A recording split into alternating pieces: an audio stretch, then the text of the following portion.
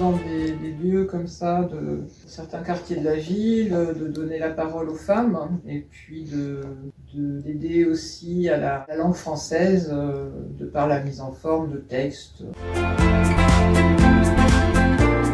Le projet est venu de notre pratique professionnelle du clown en fait et de cette formation au Bataclown qui fait qu'on pratique le métier de clown acteur social. C'est un clown qui intervient beaucoup à l'extérieur, en lien avec la population.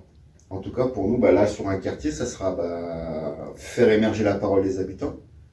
Et le clown, il va passer en ville pour dire ça, c'est très important. Si tu veux, voilà, dans la vie du quartier, ce qui est important, c'est les habitants. L'objectif du travail du clown ici, d'intervention sociale, c'est bien de faire en sorte que la parole des habitants, elle soit entendue. Sortir les gens de chez eux, de leur groupe d'appartenance, pour s'inclure dans un groupe plus large d'habitants, pour le coup. Ce qui nous rapproche peut-être d'une façon d'habiter le quartier, d'être citoyen dans son quartier, de participer à la vie de son quartier. Nous, on vise l'émancipation par la culture, c'est-à-dire leur faire connaître. Ils vont passer quand même une soirée dans une salle de théâtre, mine de rien, ils vont être partie du spectacle. Et puis peut-être qu'ils auront eu envie de chanter, d'écrire, et puis de faire du clown peut-être, ou du théâtre. Pendant cette action, ça leur aura donné envie. Le projet il est ouvert à toutes sortes de publics et on trouve dans le projet des mères de famille, des mamans solo, des personnes à la retraite, des gens qui sont sous tutelle, des gens qui n'ont jamais appris à lire et à écrire, des gens qui ont eu des traumatismes assez importants, voilà, tout un tas de personnes différentes. Mais le fait de partager leurs émotions et leurs histoires, et quand on les a ensemble, on voit pas la différence.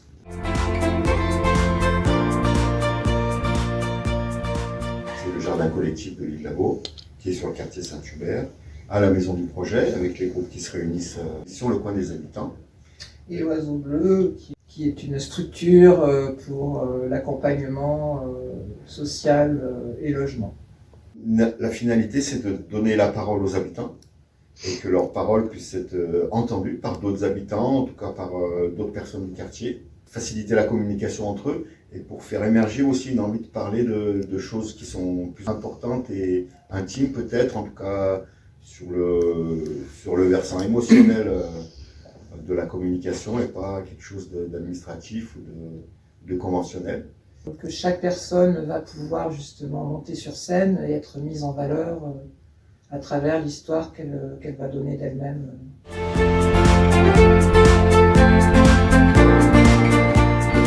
Ça a été les démonstrations, comme on en a déjà parlé, puis des regroupements collectifs où il y a des jeux et des ateliers autour de quelle histoire on pourrait raconter, avec des questions, des photos, etc. La deuxième étape, c'est de rencontrer les personnes en individuel, pour que là, on ait un échange sur leur histoire, les aider à la mettre en forme, ou en tout cas cerner l'histoire déjà, la trame, et puis les orienter sur une expression d'émotion ou de sensibilité à travers les étapes de l'histoire. Troisième partie, c'est donc à nouveau des ateliers collectifs pour mettre à l'épreuve ce qu'on a pu construire pendant ces entretiens individuels et pouvoir les dire dans un public restreint avant de passer à la soirée finale qui se veut une veillée en fait. Il n'y a pas d'affiche de spectacle, mais c'est des gens qui se rassemblent par cooptation. Donc à chaque fois qu'un habitant a raconté son histoire, il sort de scène et les clowns rentrent en impro parce qu'ils sont là avec vous en train d'écouter l'histoire. Bienveillante et conviviale, chaleureuse en tout cas. Ils viennent donner leur point de vue sur l'histoire qui vient d'être dite, donc avec le décalage, la légèreté, Elle est rentrée dans un gendarme. Et de voir son histoire représentée comme ça à l'extérieur par un duo de clowns, ça peut être un effet très, très impactant sur la personne qui a pris le risque d'aller dire son histoire en public. C'est-à-dire que le public, lui, il a affaire aux clowns qui vont un peu déborder, mais qui vont quand même s'attacher à rendre, je sais pas, la difficulté que la personne a eue, le plaisir que la personne a eu, les émotions qu'elle a eues dans son histoire, que tout le monde soit touché, ça fait comme une histoire commune en fait, parce que ces histoires que les gens vont raconter, c'est des histoires que l'un ou l'autre a pu vivre, c'est des étapes de vie, c'est des anecdotes qui, mine de rien, racontent quelque chose sur les personnes, mais ça peut être une frustration qu'on a eue, de quelque chose qu'on n'a pas pu faire, et ça résonne un peu chez tout le monde, mais les clowns, ils vont aller magnifier ça en rendant la chose encore plus extraordinaire.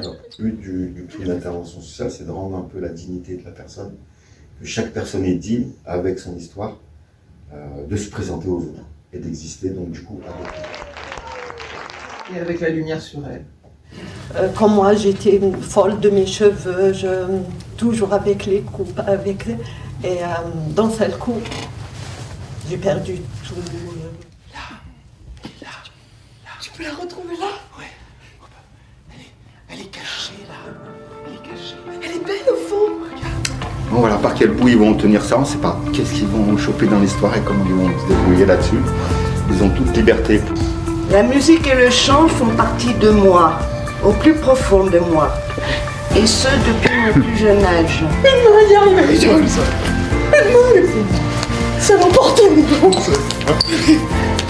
Le passage du témoignage à l'impro clown, c'était surprenant.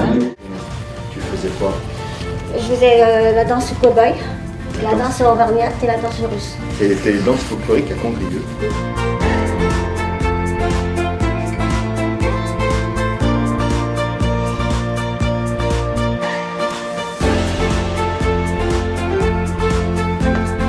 Beaucoup d'émotions à entendre toutes ces personnes qui simplement, humblement ont raconté leur histoire. Et c'est ça qui m'a le plus plu. Émouvant.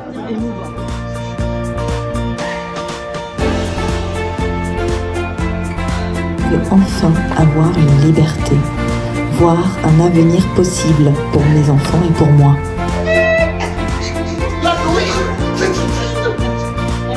C'est tout improvisé, vous avez une base de choses que vous faites tout le temps, ou est-ce que c'est du 100% improvisé? Non, on ne connaissait pas les histoires et c'est que de l'improvisation à 100%. Ouais.